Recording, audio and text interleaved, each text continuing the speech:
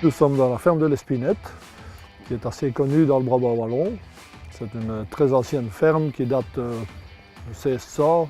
J'ai travaillé en conventionnel pendant à peu près 40 ans et je me suis rendu compte que mes terrains s'abîmaient très très fort. Du fait de terrains qui sont en pente, le matériel très lourd qui venait pour travailler dessus tassait très fort la terre et pour finir, ça devenait incultivable. Donc je me suis dit, il faut trouver une autre solution et c'est pour ça qu'on est passé en bio. La culture bio est vraiment quelque chose de tout différent. Nous avons donc dû adapter complètement notre manière de cultiver. Ça n'avait plus rien à voir avec finalement ce qu'on faisait avant. Nous avons donc commencé par dû investir dans du matériel un peu différent. Le matériel, on a essayé de limiter au maximum les frais. On a quand même dû acheter 2-3 machines. Donc on a acheté un broyeur, on a acheté un rouleau et puis une herséterie.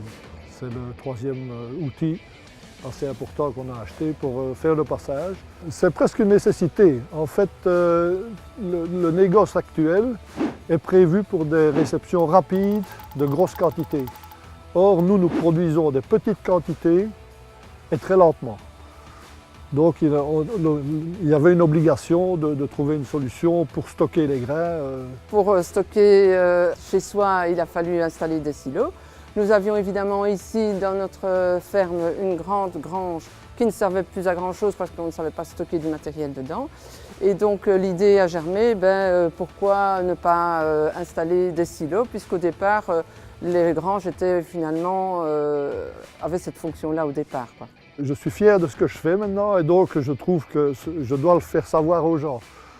Ce qui n'est pas bon, c'est une incidence, oui, c'est vrai qu'on change un peu notre façon de cultiver, mais il faut le faire savoir pour avoir des contacts ailleurs. La réaction des gens quand on dit maintenant ce que nous faisons, c'est toujours un peu l'émerveillement, quoi. Donc voilà, c'est d'autant plus satisfaisant, quoi.